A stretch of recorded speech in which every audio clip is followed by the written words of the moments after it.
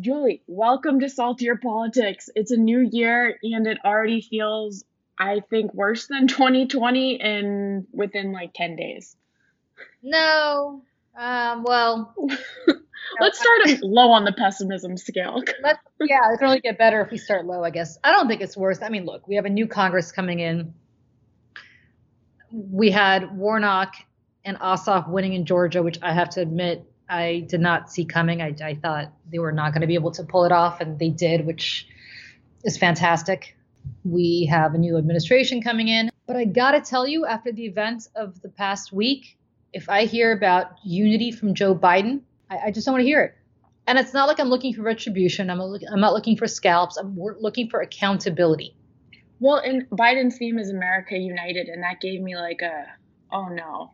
Because again, and we talk about this more later on, but the fact that we need accountability, and that is just signaling where it's just going to be like, let's just unify. Let's forget all of this and put it to the side.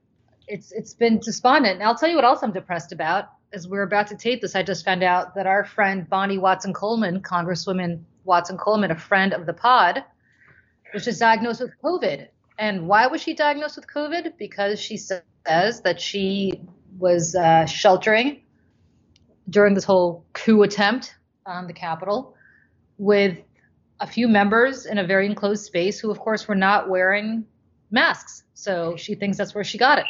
This is a 75-year-old cancer. She just had cancer, by the way, a year or two ago. I mean, this is not 75 years old, cancer survivor, has COVID, thinks she contracted it from members of her own House representatives who refused to wear masks even while sheltering in place. So what's this woman's alternative when she saw that happening? She could have either refused to shelter with them, in which case she could have run back out and gotten potentially lynched by this crazy MAGA mob and been physically harmed, or she could have sheltered in place and gotten sick from COVID. I mean, it's unbelievable what's going on right now. That was what scared me so much, Julie. I can't believe that she has COVID, but also the fact that how close were we to watching mass executions? Like, what was that line? Like, what if Pelosi was still on the floor when they were there? That's what's so scary to me. Like, just, moments later, like if a lot of these lawmakers weren't hidden, would we have had to witness this on screen? I guess. I mean, legitimately, I don't know the answer to that, because these people were clearly out for blood. I mean, they said they wanted to hang Mike Pence. Right. How do you think they feel about Pelosi? Right. I'm like, they see some AOC and some Pelosi, they're going to go like crazy. You don't know. Listen, members of Congress, Nancy Pelosi certainly does, but rank and file members of Congress, they don't travel with security. No. They just, they don't really have most of them don't even have body guys. They just have themselves. Right. Like, what is Rep. Bonnie Watson Coleman? What is she going to do? Like, when all these people who are armed are coming in, she's going to get out of hiding with the COVID people? No. Yeah. I mean, exactly right. I don't know. Maybe it's time to rethink security for members of Congress. I mean, you certainly had that horrible situation of that judge in New Jersey whose son and husband were shot. Her son shot to death. Her husband shot by some disgruntled person who appeared before her in her courtroom. And the only safety protocol measures that have been introduced and I think passed now is to keep judges' addresses off the internet. And that's fine. But is that enough for public officials anymore? I don't know what's happening anymore. It's very depressing. And I will tell you, what's really depressing is seeing people that I used to, or still do, interact with on Twitter, who followed me from my Fox days, who were quite rational. I mean, we disagreed on stuff, but they were not necessarily excusing everything Trump did, suddenly begin to drink the Kool-Aid in ways that I just can't believe it. That's a thing. And something else that made me really I actually started crying because, as you know, the person who I live with is Jewish, and also her grandparents are Holocaust survivors. But seeing that 6SM and E, or whatever that they were wearing on their shirts, the 6 million is not enough. Yeah. I just am like, what? That is just complete. I don't even know. Yes. So it's been an emotional roller coaster.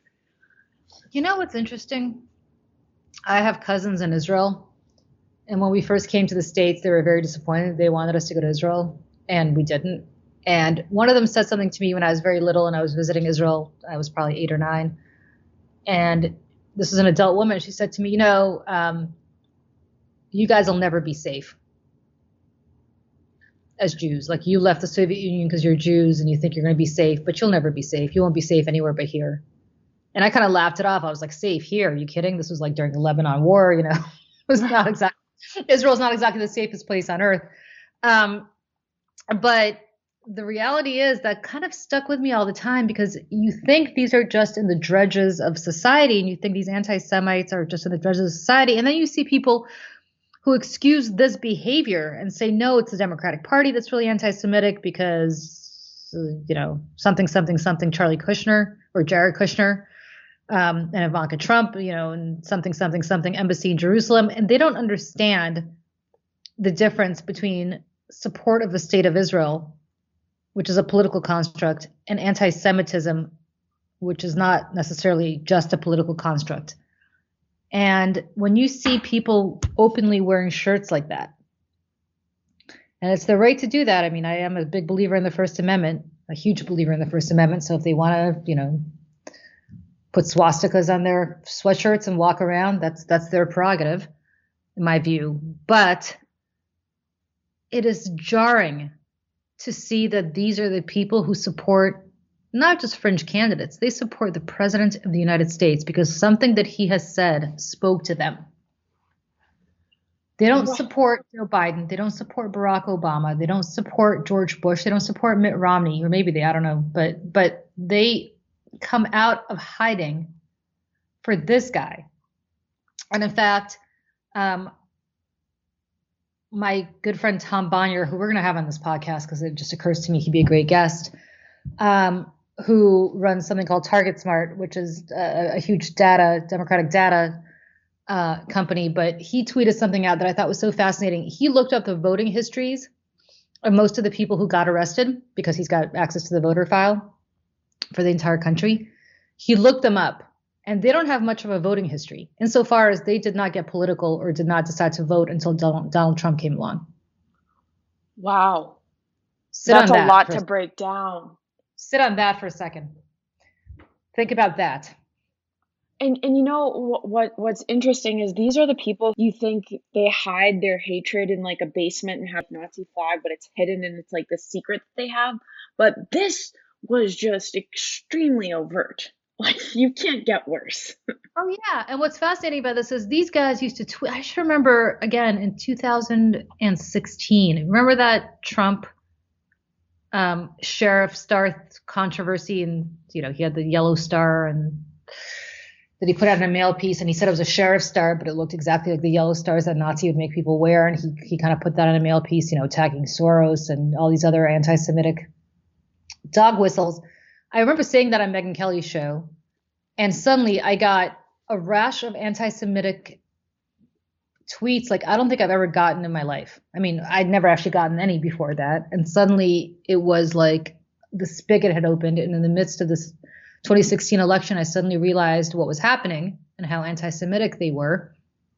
But what's interesting about them is that was all, anonymous tweets, and you didn't really know who they were. They never really showed their faces. You could be very brave behind a computer screen with an anonymous avatar or no avatar at all.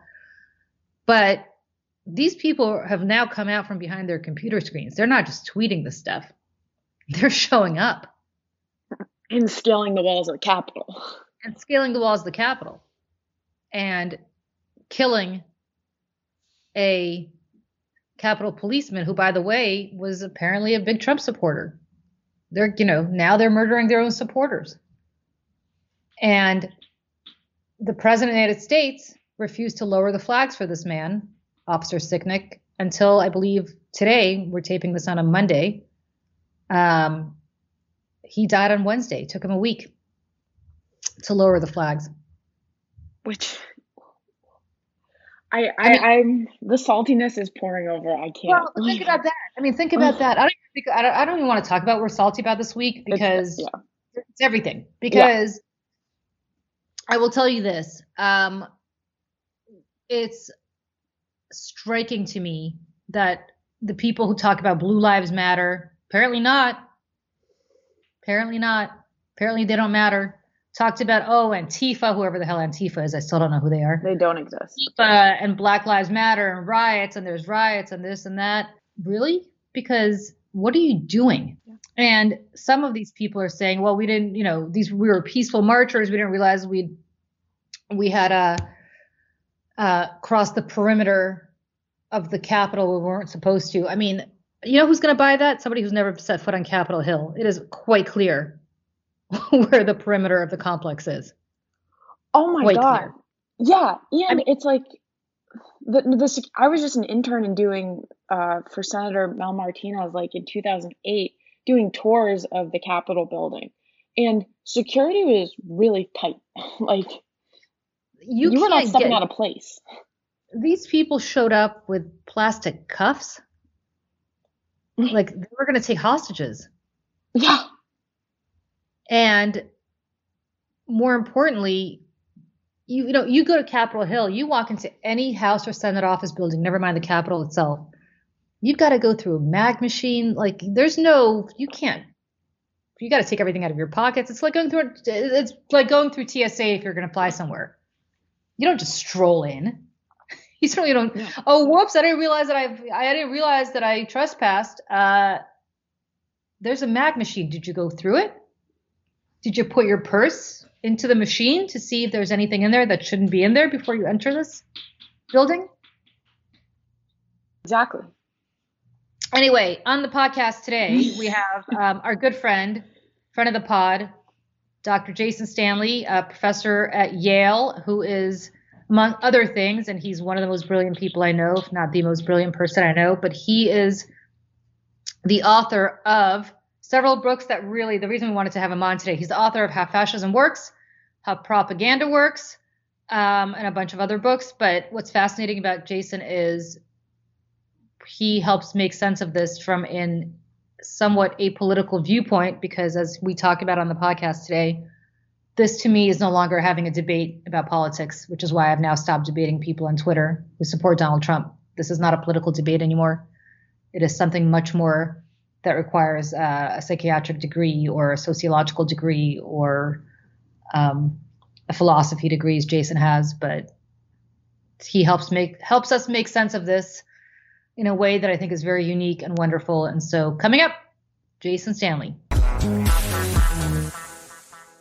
Jason, thank you so much for coming back on. And I just want to start with a very simple question for you. I went on Twitter last night and said something that apparently got a lot of people troubled, which is I said that I am no longer going to debate Trump supporters.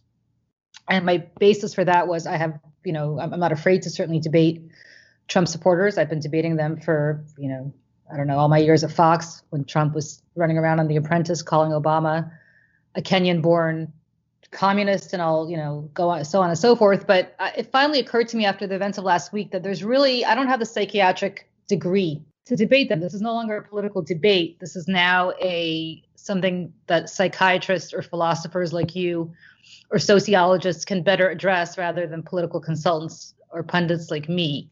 So that's why I wanted to turn to you. Help us make sense of this. Is this a fever that could be politically broken, or is this something more in the annals of fascism, which is, I think we all agree, is the start of what we're seeing right now? Yeah, so it's not something you can break by debate. It's got to be broken in some other way. It's like, think of it this way. Think of, for a very long time, people thought homosexuality was a disease. Homosexuality was some deep problem. What broke that? It was something different. It was a social movement that got people to fundamentally realize that the way they were looking at the world was incorrect. What we've got now is we've got this crazed, this belief that if you look at it is untethered from reality, that the election was stolen, that Trump won massively. We have it being promoted by people like Josh Hawley, Yale Law School grad, Stanford BA, Ted Cruz, who was the runner-up nationally in the college debate. So these are not dumb people. You're not going to debate Ted Cruz about whether or not Trump won the election. He knows perfectly well that Trump didn't win the election. This lie, or as Tim Snyder just called it in the New York Times, the big lie of the election.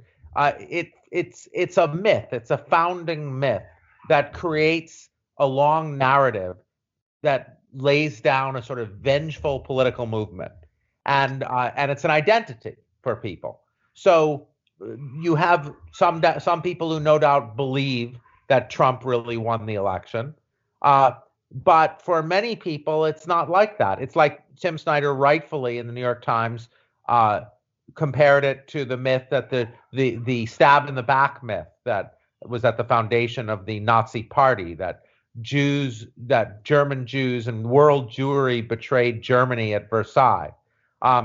You weren't going to dismantle that myth by arguing to people that the protocols of the Elders of Zion were false, that there isn't, the protocols of the Elders of Zion, the conspiracy theory that Jews controlled the world and were advancing feminism and equality for minorities as a way to undermine white Christian dominance and destroy the nation. Wait, you're missing my favorite part of the protocols of the Elders of Zion, which is, and I can say this as a Jew, that Eastern European Jews, and I think all European Jews, would kill Christian babies around Easter, which also coincides often with Passover, to use their blood to bake Passover matzah. That's my favorite part of the protocol. Well, that's blood libel, which far predates the protocol. But that was in the, yes, it was. But that didn't make its way around.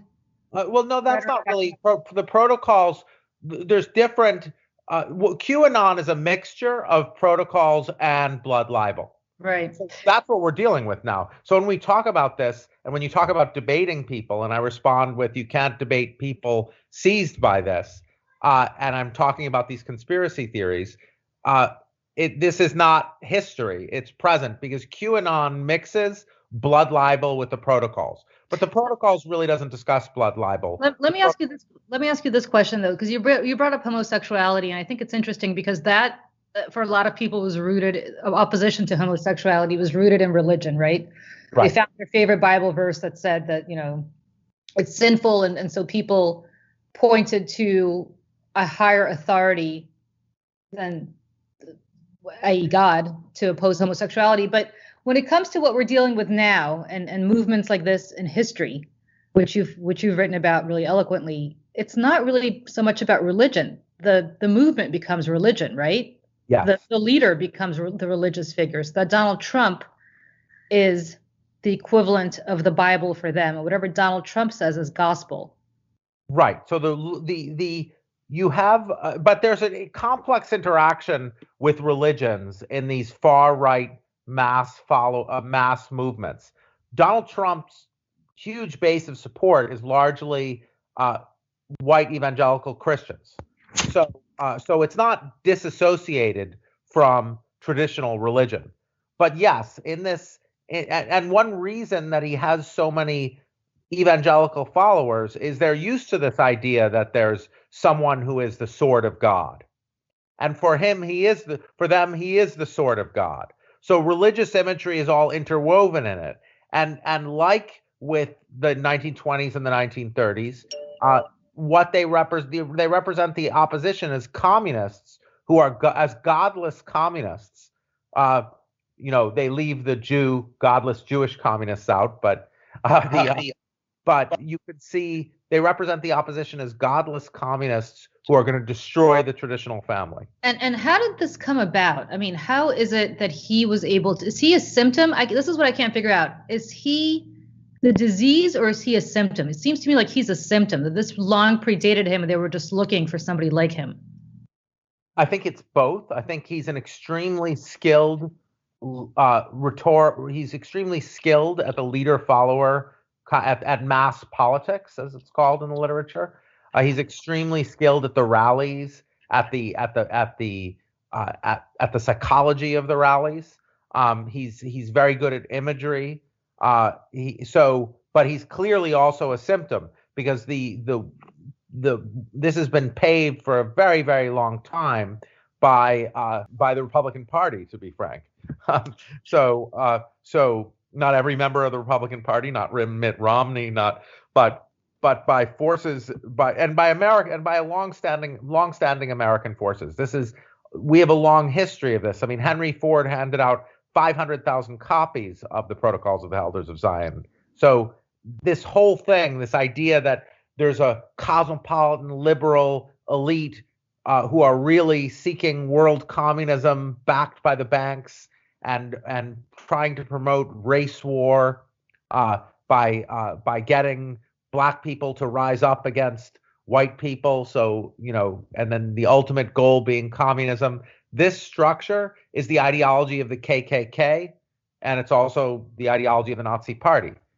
So that is homegrown. The KKK is, of course, homegrown. So how does this end? Because I'm sorry, Emily, let me just ask this question. Because how does this end? You've done you've studied this, and I'm certainly somewhat a student of history, not to the extent that you are, but to me, the Mussolinis, the Stalins, the Hitlers, these called the Lenins, the cult of personality, it doesn't end in any way except violently, right? I mean, the Soviet Union was overthrown, I guess, peacefully, but after undergoing just 70 years of oppression and violence and death and destruction. Obviously, we know how Mussolini ended. We know how Hitler ended. We know what how people like this typically end. So the question for me is, what will break this fever other than an outright physical violent confrontation, which I guess is what they're spoiling for in some quarters. Right, they're spoiling for a physical violent confrontation, and we've pushed American history. So one thing I think that could give us hope here, that should give us hope, is that this is not some foreign thing. This is America. We're talking about, we need to recognize that there were American fascist movements in the interwar period. The KKK influences Hitler. The ideologies strongly overlap. QAnon is the Protocols of the Elders of Zion plus blood libel. So this is not, it's not some sort of importation from Europe. White supremacist ideology has always held, the KKK was always anti-Semitic. They always said the Jews are leftist communists who are trying to push black people into open rebellion against whites so the Jews can take over. So what stops that? Well, we look at American history, and in American history, it was Black American protest that stood up. There was a civil rights movement. It was, they stood up against these forces, and they did social movements that enabled people, decent white Americans to say, wait a moment, we need to address things. And I think what Black Americans have been telling us recently is that our law enforcement is filled with white supremacists, that we have a serious far right problem throughout law enforcement in American society, and which results in brutality and things like that. So yet again, we saw Stacey Abrams sign up hundreds of thousands of new voters in Georgia. We saw political mobilization of young people to the polls. That will stop it. We've stopped these forces repeatedly in American history. And when you listen to, frankly, a lot of Black Americans, they've been telling us that we have a white supremacy far right problem in this country. Yeah, no, and exactly to your point is, like, the data over the last decade has clearly articulated that the threat is from the right. Like, even back in 2006, I was just writing about, like, the FBI produced a report talking about the infiltration of local law enforcement by white nationalists. And then last year, in October, an FBI assessment said the same thing, and the Department of Homeland Security, it also said the same thing, that white nationalists are in law enforcement. But so the question is, how do you eliminate them from the system that, has kind of propped them up for so long and kind of put them together, now give them weapons too. Absolutely. So we also post 9/11 created Homeland Security and ICE, novel forces that Trump very cleverly and intelligently turned into his bases of support. So history tells us, there's this debate now, and I'm doing like four interviews this week on this. Do we use the term coup, and what terminology is appropriate? Now, you start talking about coup when you have members supporting the coup who are inside law enforcement, inside military, inside various apparatuses of the state. Now, what we know, unfortunately, because the Trump administration told us not to follow this path, we don't know as much as we should about who has these white nationalist far right sympathies in law enforcement branches. But we do know it's a lot of people. So we need to start focusing on domestic terrorism. We need to purge law enforcement of people sympathetic to these beliefs. We need to look at, there was a very good piece by Alex Vitale, an interview with him yesterday, who's a policing expert. And he was breaking down the errors that led to what happened in the Capitol. And he said, look, before any type of protest, the police meet in a meeting, law enforcement meets to assess the threat. And because there's so much white nationalism in law enforcement, they always overestimate the threat when it's Black people or leftists, which is why you have too much violence against them. And then you underestimate the threat, and they vastly underestimate the threat, as we clearly saw, when it's white nationalists. So it was the level of failure of law enforcement that had to be involved for the Capitol to be invaded tells you everything you need to know about failures into the government's failure to assess correctly this threat. But isn't it more pernicious than that? Because I'll tell you, and I don't really talk about this. Julie, not many people tell me, isn't it more pernicious? That's true. Let me try to out-pessimist you right now, Jason Stanley. You and I have known each other for, 20, 30 years. Yeah. This day I'm going to out-pessimist you. I was in Washington on 9/11, and I worked in the Senate that day. And when that plane hit the Pentagon, I was working for a United States Senator at the time, and the Capitol Police immediately ran into our office. We were, I believe, in the Hart Senate office building, and they told everybody to evacuate. And the senator who I was with, for whatever reason, told me to stay with him. He sent everybody else home. We can talk about why he and I apparently had a mutual murder-suicide pact, which I wasn't aware of until that moment.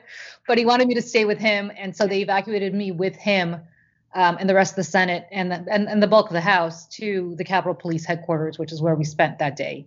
I don't think I'm giving away any trade secrets because I think it's fairly well known 20 years later that that's where they moved the members for their security. And so I was able to witness firsthand what the Capitol Police is capable of in a real emergency. And I can tell you right now that the Capitol Police is capable of quite a bit. They're not rent-a-cops. They're not, sycophants who just open doors for senators or members of Congress. They're not people who just bust jaywalkers on Pennsylvania Avenue, although some of them are. They are a legit law enforcement force. And so watching this on TV on Wednesday, my first initial thought from that experience was something here is going on that is above and beyond their inability to protect the Capitol. In fact, they're quite capable of protecting their members. That is, in fact, their entire job. And so to me, I don't want to sound conspiratorial, but to me, my initial thought was, what is going on with the Capitol Police? And their entire mission is to protect that complex. And they failed spectacularly in ways that I think are more than just that they were not given help from Homeland Security, or they weren't given help from the FBI, or they weren't given help from whoever they asked for help, the National Guard. Something else was going on that day, and I think we'll find out eventually what was going on. But do you have that sense as well, that there's something about the Capitol Police that day that allowed these people, invited almost these people in? I think it would be foolish. I mean, unless you think that America is so unique in the world and could never. I mean, in all coups, the president of the United States is calling for a coup. So when the president does that, the president has long been calling, been very cleverly, it's what he's been doing it all in the open. That's one nice thing about President Trump. He's been openly flirting and calling for law enforcement to be his allies, because if you're going to overthrow the government, you need various parts of the government on your side. So how could it not be that there's going to be large portions of law enforcement, military, certainly people in the rank and file who are sympathetic to this? Certainly you saw from the videos, you saw various Capitol Police. I mean, utterly and totally different than being in a leftist protest. I mean, I was in Occupy Wall Street all the time, although I skipped out once they started to kettle people. And the police never made nice with us.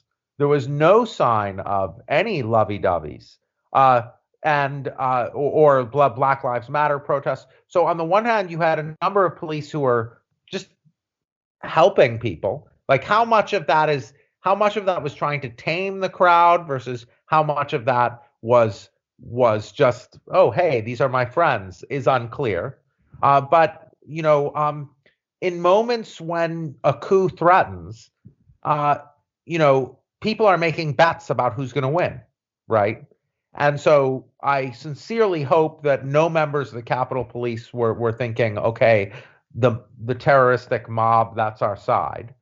But certainly there were many people who were supporting the president, who are Trump supporters among the Capitol Police, we know, and that's fine. But the president of the United States was calling to overthrow an election and place himself in power. But can we wait? I mean, you keep pointing, and you're absolutely right. Emily and I talk all the time about how Black women saved this country, time and time and time again. But with voter ID laws in place, with all the voter suppression going on, it seems like this train is a runaway train, and we're counting on the civil rights movement, a new civil rights movement, to save us. And it seems like they may be going on two parallel tracks, but one is going a lot faster than the other because one is given all the tools to be going at warp speed, and the other is given no tools and in fact is hindered every step of the way. Yeah, well, you're really giving me a run for my money, aren't you? Here on the really depressed this week. I got to tell you, I've been, I went from being ecstatic over the results in Georgia to just being completely despondent. I guess, Jason, you study this, but I lived it. I'm, as I keep saying, I'm the product of a Russian Jewish upbringing. I've seen this movie before. I've lived in it. My parents certainly have. My grandparents absolutely have. So, well, my parents are Holocaust survivors. Yeah, of course. I mean, you and I can sit here and one up each other about family tragedies all our lives. But I mean, I think maybe that informs my pessimism this week, which is how do we stop this without it getting to a violent conflagration? I don't know. So Gramsci's phrase is pessimism of the intellect, optimism of the will. Right. So that's what's really important here.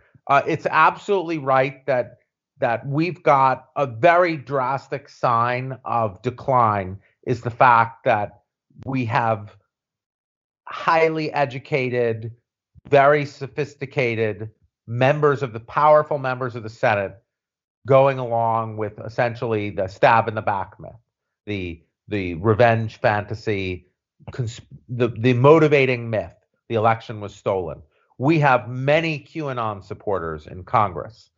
Now I'm going along with your pessimistic line. We have many people who are certifiably, we have both the sort of certifiably out there QAnon supporters, and then we have the pure cynicism of a Hawley and a Cruz who know perfectly well what is going on, but are hoping to lead the future movement. So that's terrifying because you have now these people who know exactly what's going on, and they know exactly there's this enormous lie, and they don't care, and they're going to use it in the future for political power. They're going to hope to gain the people that Trump helped radicalize. So how do we address it? Well, one thing I think we've seen that's interesting. I mean, at these moments, everyone's looking to see who's going to win in the end. So it's very important that there's a show of strength against this frankly new movement that's going to arise, the election was stolen movement. So it has to be a very strong response to what happened on January 6th. What does that look like to you? Well, we're seeing, so capitalism is complicated because, of course, the oligarchs and the tech titans and everyone, they're going to just go with the winning team. So, as we see in China, as we see they go with who's going to win. But if you have but what we're seeing now is we're seeing people shun Hawley, Cruz, the locking suddenly, because suddenly the tech, I mean, I'm not in favor of tech companies having the power they do. I'm very against that. But, it was so unpopular what happened among so many people that the tech companies decided to unilaterally impose the kind of hate speech regulations that every single other democracy in the world has. So the United States is alone among world's democracies in not having hate speech laws. But what we saw is capitalism take over and impose them. Canada, Germany, Australia, India, they all have hate speech regulations. Now suddenly the private companies are doing that. So I don't think that's a permanent solution. I think all of that should be done by government and not by private companies. But there's a kind of backlash, and the backlash needs to be joined forces of capital, boycotts, that sort of thing. Yeah, you and I actually disagree on that. I'm a First Amendment absolutist, but I will say I think it's to extend my streak of pessimism today. I think it's fascinating that Twitter waited until Trump was virtually out of the White House. The Republicans had lost control of the Senate, and Joe Biden's about to be inaugurated, to suddenly wake up to the fact that this man has been advocating just awful speech. And I wonder if he had won re-election. And I wonder if he had just decided to rally up his troops to go and attack, I don't know, a Democratic Congress because they voted on something that he didn't like, or they decided to impeach him again, or whatever reason that he would do it, whether these companies would have taken action if he were still in the White House for another 4 years. And my suspicion is probably not. My suspicion is that they are that cynical. Of course not. Yeah. No, that's the problem. No, yeah, I'm not. No, I don't mean to suggest that I don't have any stated view about the First Amendment. I don't know what I think. I think it's complicated because my book, How Propaganda Works, is all about this. It's complicated. The problem of democracy, dating back to Plato's Republic, is free speech. Plato says democracy will lead straight to tyranny because a tyrant will come and split the masses and represent himself as the protector of the people against an enemy in their midst and end democracy. So none of us is going to solve the major problem of democracy dating back 2,300 years. So my view of free speech and democracy is it's complicated. It's the central problem of democratic political philosophy. But you're absolutely right what you just said. When you send the functions of the public sphere and government completely into the free market, that's going to have benefits and that's going to have consequences. The consequences are that those companies are going to do what the bottom line tells them to do, and they're going to look at where the wind is blowing. And if Trump had won, of course they wouldn't have banned him. Emily, give us the optimistic millennial view. Each are about to hang themselves. Well, I actually kind of, to go with both of your points, Jason, you tweeted out it was a post-Civil War unity that led to calls for Jim Crow. And I think it's interesting, Joe Biden's inauguration theme is America United. So how, after when Biden, assumes office, do we unite, but then also don't take measures that allay this nationalistic crowd and give them certain gives that will keep other people down and suppress them? Like, how do we avoid that kind of fate, like a Jim Crow kind of Right. allaying this crowd? Great question. Great question, Emily. And I don't pretend to have all the answers. So to be clear, calls for unity led to Jim Crow. That was what led to Jim Crow. Like the South, Reconstruction, there were 10 years of Black Americans in the South allowed to vote. And then there was the whites in the South wanted that to end. And there was a presidential election. And as part of the deal that came out of the presidential election, the federal government agreed to remove troops from the South, and that resulted in the end of Black people voting for 100 years, for 90 years, almost a century. So, and it was, and the whole calls where we need to unify after this divisive history. So the problem is you cannot have unity. So there's this slogan, no justice, no peace. Before, you can't just go for peace. The moral of history is you can't just go for peace without addressing the problems that led to it, led to the end of peace in the first place. So what we need to do, so we can't just, if everyone gets like a rose and we don't address the situation that led us here, then the moral that people are going to learn is that there are no consequences. So we can't, when I think Obama made a big mistake in not dealing with torture, for instance, the torture regime. If you're in government, the things we've seen in the last 4 years are truly shocking. I mean, the Bush administration was shocking in various ways, but this is also truly shocking. The response to COVID, the explicit political. Remember in July when it was announced that that Jared Kushner's task force decided to back off any national plan because it was mainly Democratic states that were hit. Yep. So we all just take it blow after blow because each thing is more shocking than the last. So there must be some accountability. If there's no accountability, then the Hollies and Cruzes of the world are going to learn that you can just take it up a notch further. That's so important to say, because I've been saying for a while now that Donald Trump is a product of many things. One of them is the failure to hold Nixon accountable. Yes. In the 70s, and the fact that Ford, in the quote unquote, to unify the country, as he said, pardoned Nixon for all crimes against the United States, which allowed Nixon to reestablish himself as this, and this is something I did my graduate work on, as this elder statesman, who then proceeded to go on the speaking circuit and write well-received books and become this eminence grise. So did Henry Kissinger, for that matter, which really galls me to no end, but we're talking about Nixon now. This eminence grise of foreign policy and so on and so forth.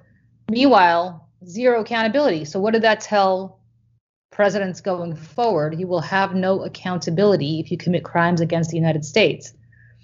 And this is not a crime against the United States like, whoops, I lied about getting oral sex from my intern. Yeah. I mean, this is the real deal. The guy is an insurrectionist who full on promoted a coup against the legislative branch of government, a co-equal branch of government, importantly.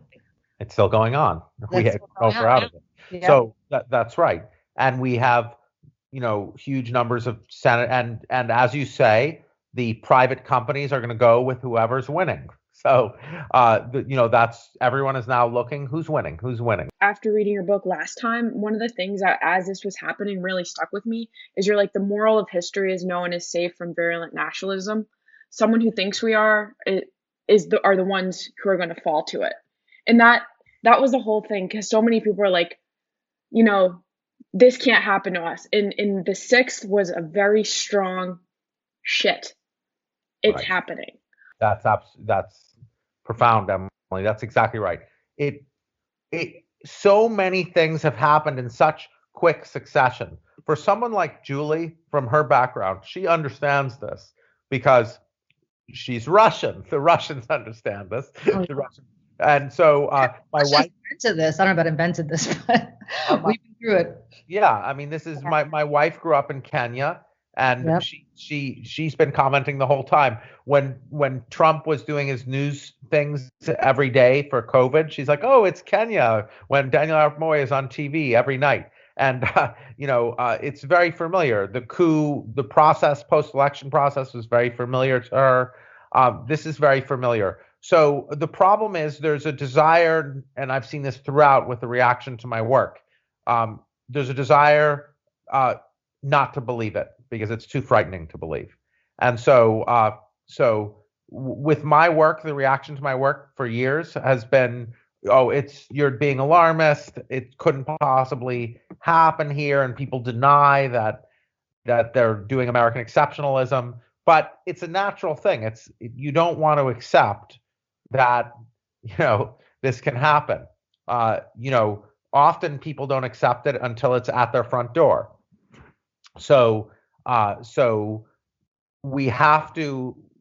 What's really important, I think, is to, instead of saying the name of your country, in this case, the United States is my country, our country, say country X, and then describe the events that are happening. That's a good way to understand it, understand the situation you're in. Say, in country X, the president who is calling the election fraudulent.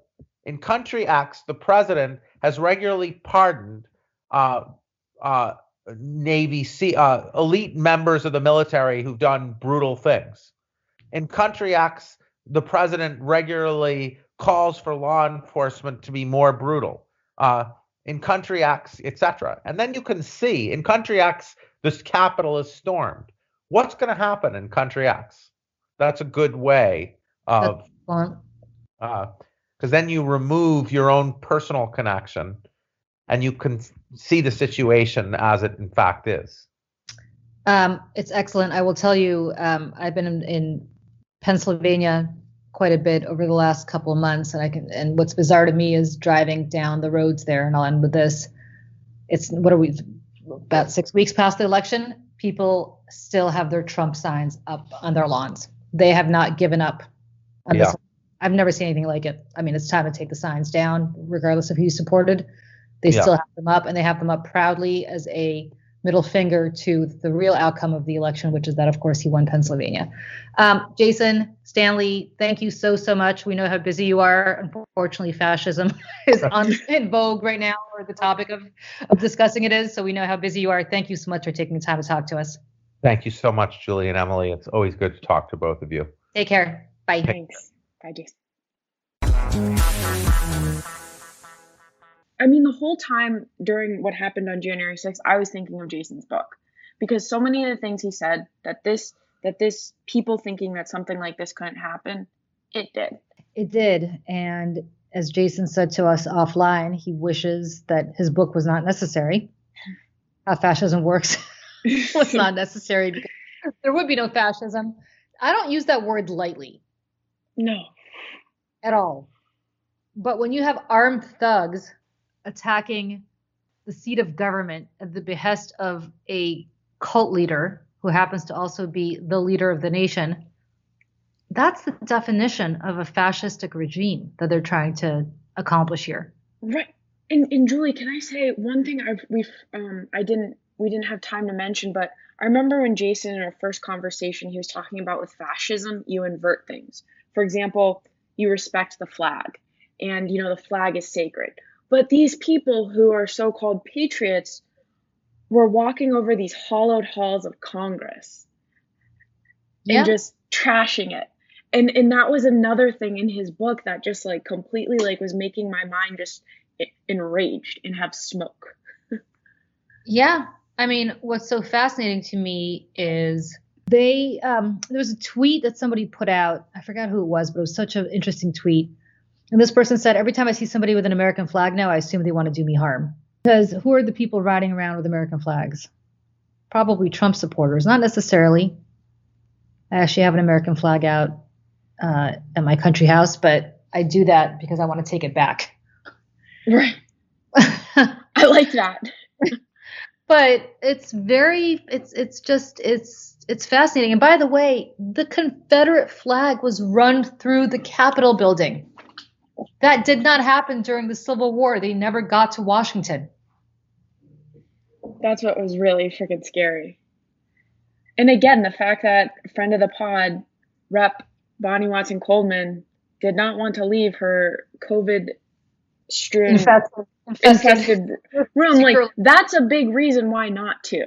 Like, what do? It's death or I don't know. Like, what's worse? Yeah, I mean, there's a great example. Am I going to die now? Am I going to risk dying? Am I going to risk dying now? Am I going to risk dying potentially later? An African American 75-year-old cancer survivor. I mean, think about if you're Bonnie Watson Coleman. You're a 75-year-old African American woman. You have seen it all. Yeah. This is, by the way, this is not a shock to African Americans. What's happening? No. I was shocked. You were shocked. I talked to any of my African American friends. They're like, "Welcome to reality, idiot." Yep. And they're right. So think about it from her perspective. I have not spoken to her. I don't want to put words in her mouth, but she's not rushing out there thinking, "Oh, I've just walked through this crowd quietly. Nobody's gonna, do anything to me." Right. Like just that image of the guy with the Confederate flag walking through the halls is immediately when you said it, these images, and then the news and all of this, like, where's the representative gonna go? And they hung up Trump flags. I mean, that's what's so amazing. They hung up Trump flags. During the course of this campaign, I keep saying I spent some time in Pennsylvania. The massive, massive Trump flags that would fly from people's flagpoles, not American flags, Trump flags. And what I kept thinking about was, I remember being in Egypt, I want to say, 10, 15 years ago.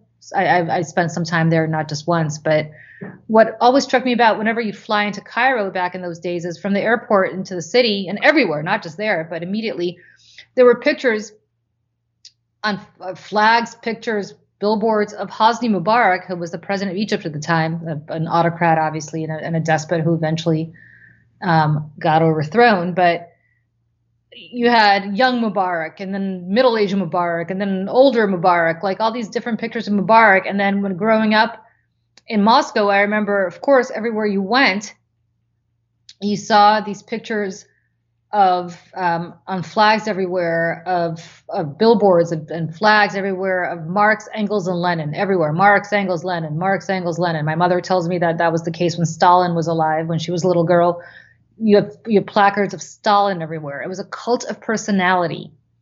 You don't have that here, or you didn't have that here, right? You didn't have Obama flags or Clinton flags or Bush flags or Ronald Reagan flags flying from people's flagpoles. Right. You didn't replace the national symbol, which is either the flag or we have myriad symbols that people can put up, with a cult of personality. But you do in these autocratic countries. You do. And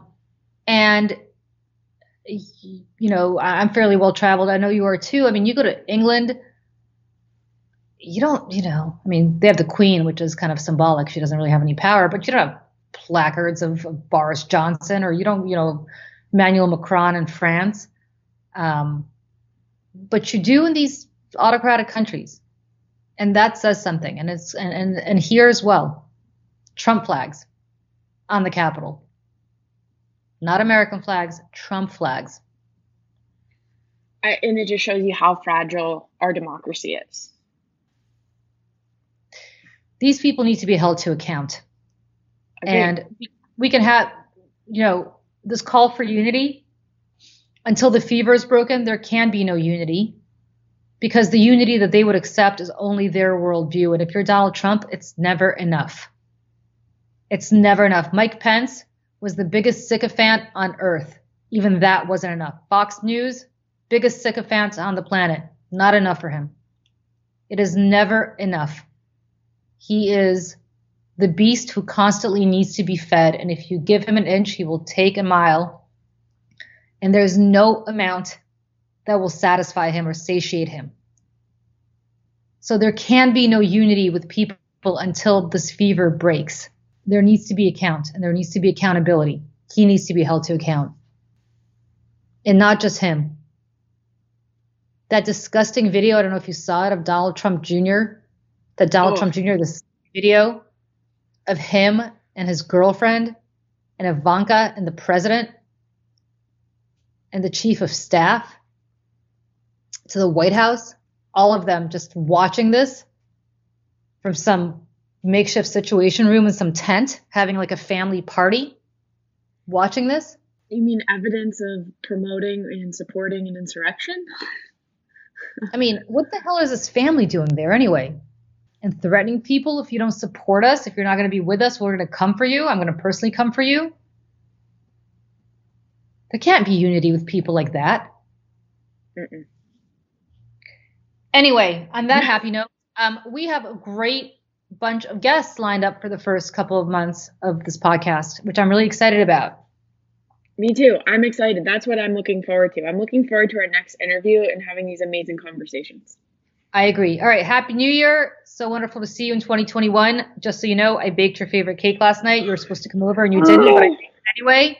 It's here and it's not going to be eaten by you, but I will bake you one the next time you guys come over. Again, that is a chocolate tahini cake. Oh my God. That everybody on the planet should know how to bake because it's so good. Okay. Oh. Bye. All right. Bye. Bye.